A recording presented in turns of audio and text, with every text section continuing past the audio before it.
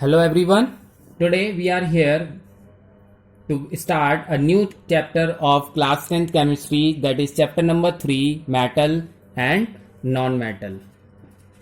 Okay.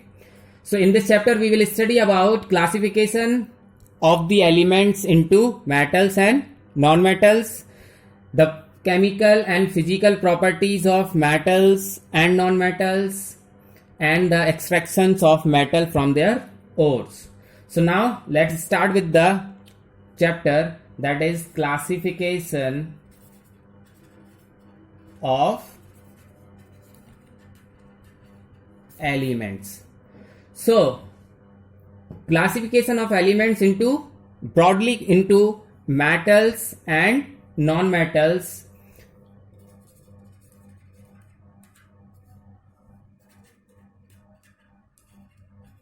Okay, so these elements are broadly classified into two categories, that is metal and non-metals, and some of them are here metalloids. Okay, so listen very carefully now. Here it is. As we know, there are 114, more than 114 elements have been discovered so far. 114 elements till now it is discovered.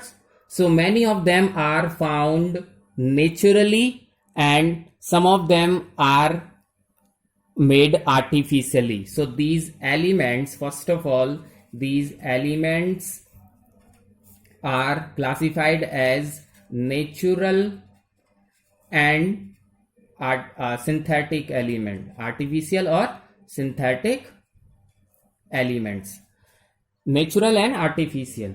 So atomic number 1 to 94, the elements are considered as natural, and the elements which having the atomic number 95 to 114 and so on are considered as synthetic elements. Okay, some of the other elements are also synthetic as they are found in very rarely in nature. They are found very rarely in nature. So ऐसा बात नहीं है कि natural element हैं वो synthetic नहीं हो सकते हैं. So these some of the natural element are very rarely found in the nature, and that is why they are also synthesized in the labs. So now come to the point. Based on the properties of elements, these elements are broadly classified into two categories, metal and non-metal. Elements की property के according अगर देखा जाए तो these are classified as metal and non-metal, and very few are metalloids. So as we can see here, 80% of the total element, 80% of total elements are metals. Only 22 in number, 22 are non-metals, and very few are metalloids. Very few elements are considered as metalloids. So 80% of total elements are metals, only 22 elements are non-metals, and very few are metalloids. Now comes to metal. Here, as we generally knows about metals, these metals are the element which possess luster, chamak, that are malleable. Malleable means can be drawn into thin sheets. इनको पीट के पतली परत बनाई जा सकती है, malleables. They are ductile. Ductile means can be drawn into thin wire. इनका वायर बनाया जा सकता है, कॉपर वायर, एल्यूमिनियम वायर, है ना, like that.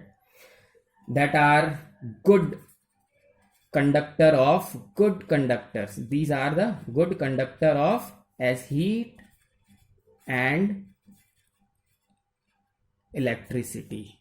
These are the very good conductor of heat and electricity. So the elements which possess luster, which are malleable and ductile and are good conductor of heat and electricity are called metal.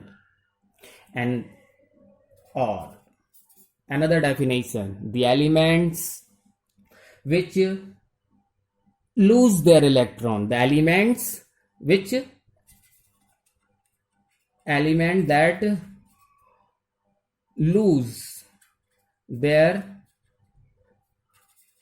electron and gets positive charge are called metals. Another definition for metals is element that lose their electron, gets the positive charge, form cation are called metals. For example, I am taking aluminium. Aluminium is the most abundant metal in the earth crust. Most abundant means it is found in earth crust on very much amount. Okay, large amount.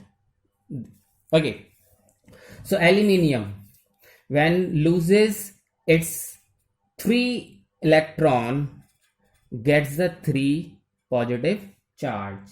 Okay, so element that lose their electron, the element which lose their electron gets the positive charge, forms cation, are called metal. So aluminium is an metal. For sodium, we can also do lose 1 electron. This sodium lose 1 electron and gets 1 positive charge. Okay, so these are the example for metal.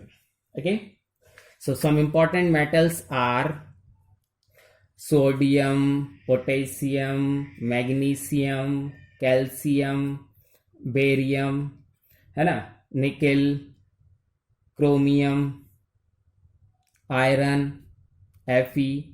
So all these are the some of the metals. So that we have studied for metals. Now for non-metal. Okay, so non-metals. Non-metals are the elements which do not possess. So they do not possess luster, except some of them. That is exception. But the generally non-metals do not possess luster. They are neither malleable, do not possess luster, not malleable, not ductile. Okay, not malleable, not ductile. Okay, and not or a bad conductor of heat and electricity. This is what the general definition for non-metals. Do not possess luster, they are not malleable, not ductile, and do not, or we can say bad conductor of heat and electricity. Okay, another definition for the non-metal is the elements which gain. In metal we have studied for lose. Here the element which gain electron, gets negative charge, forms anion. Understand? The element which gain electrons, gets negative charge, forms anion are called non-metal. Okay, for example, chlorine. Chlorine, when gets 1 electron, okay, gets chlorine negative. Another example, when oxygen gets 2 electron, gets 2 negative charge. Okay, so these are 2 example of non-metals. Some of the other non-metals are hydrogen, oxygen. Okay, hydrogen, oxygen, nitrogen, chlorine, bromine, sulfur, and phosphorus, carbon, which we use in our daily life, are very useful in our daily life, that we will study in the next topic, the usage or the importance of non-metals. Okay, understand? So here today we have studied about metals, their and non-metals. Now the next topic is the importance. Here is the importance of metals. What are the importance of metal? So the basically metals are very useful for us, and these are very important in our daily life. So we here the most important, some of the most important uses of the metals are here. The first is utensils. Generally in kitchen we have lots of most of the utensils which are made up of metal, like aluminium, copper, silver, brass, stainless steel, okay, or simply steel. These are the metals which can be used to make utensils, and these are the important use. Okay, then second, construction. In construction, the metals are very useful in the construction for bridges and buildings, bridges, okay. Next, third, they are manufacturer. These are used in manufacturer of automobile, vehicles, ships, aeroplane, vehicle. We have studied automobile, so no problem. Vehicles, trains, etc. Manufacturer of these. For making, the metals are used for making coins, jewelry,